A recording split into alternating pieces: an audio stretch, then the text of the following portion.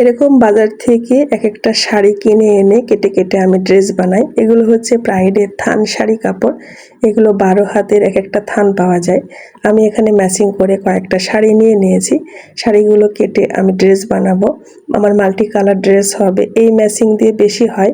তো শাড়িগুলো কাটার আগে যেটা করতে হয়, শাড়িগুলো খুলে ভালো করে চেক করে নিতে হয় যে কোথাও কোনো সমস্যা আছে কিনা। প্রত্যেক শাড়িতে কিন্তু কোনো না কোনো সমস্যা থাকে। কোথাও শাড়ির বিধা থাকে, কোথাও সুতার সমস্যা থাকে, কোথাও একটু ফোঁটা বের হয়। তো যখন এরকম হয় তখন কিন্তু দোকান থেকে আমরা চেঞ্জ করে নিয়ে আসতে পারি। তাই কাপড় কাটার আগে ভালোভাবে দেখতে হয়। অনেকেই জিজ্ঞেস করেন, আপু শাড়িগুলো কিভাবে কাটেন? এই যে আপুরা, শাড়ির পাট ধরে আমি মাপ দিয়ে নিচ্ছি। এখানে ফিতাটা আমি উল্টো করে নিয়েছি, কারণ ক্যামেরাটা এইদিকে সেট করা আছে, তাই খুবই সহজভাবে আমি আমার ভিডিওতে দেখাই। আপনি চাইলেই আমার ভিডিও দেখে অনেক কিছু শিখতে পারেন। আর এরকম ভিডিও প্রতিনিয়ত পাওয়ার জন্য চ্যানেলটিকে সাবস্ক্রাইব করে বেল বাটনটি অন করে রাখতে হবে, যাতে আমি ভিডিও ছাড়া মাত্রই নোটিফিকেশন আপনার কাছে পৌঁছে যায় আর আপনি তা সবার আগে দেখে নিতে পারেন। এই তো আমি ওড়নায় কিন্তু 2.5 গজ নিলাম। 2.5 গজ হচ্ছে 5 হাত, 2 হাতে হয় 1 গজ। তো আমি এখানে 2.5 গজ নিয়েছি, তার মানে 5 হাত নিয়েছি।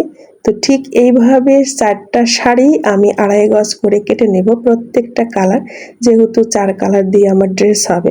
তো এক একটা ওড়নাতে কিন্তু আমার 4টা কালারই থাকবে, এজন্য 4টা কালার শাড়ি আমাকে 2.5 গজ করে কেটে নিতে হবে। তো 2.5 গজের পরে আমি পুটুক দিয়ে নিচ্ছি, এটা কাটার সুবিধার জন্য।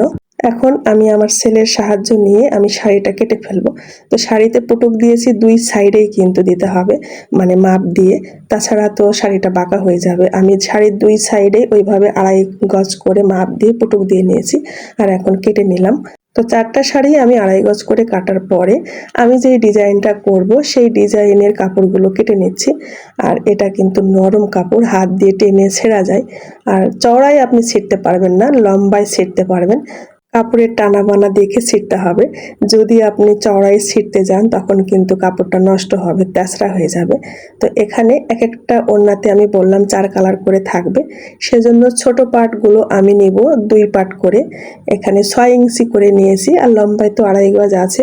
তো আমি প্রত্যেকটা কালার 2টা করে নিয়েছি। এখানে 6 ইঞ্চি করে এক একটা কালার আছে। আর এখানে মাঝের কাপড়টা আমি নিয়েছি 12 ইঞ্চি। এটাও কিন্তু লম্বায় 2.5 গজ আছে। আশা করি আপনারা বুঝতে পাচ্ছেন। এখন সেট করে ওড়নাটা কমপ্লিট হওয়ার পরে কেমন হবে সেটা আপনাদেরকে ভিডিওর শেষে একটুখানি দেখিয়ে নিচ্ছি। এই ওড়নাটা একটু চওড়া বেশি হবে, তো আরেকটা লেয়ার আমি জোড়া দিব, সেটা আমি যখন সেট করব তখন দিব। চওড়াটা কতটুকু আছে সেটা দেখে দিব, এই জন্য ওই কাপড়টা আর কাটলাম না। আর এই ধরনের বিভিন্ন কালারের কাপড় দিয়ে আপনি ওড়না বানিয়েও সেল করতে পারেন বা নিজেও পরতে পারেন। সাথে থাকার জন্য ধন্যবাদ।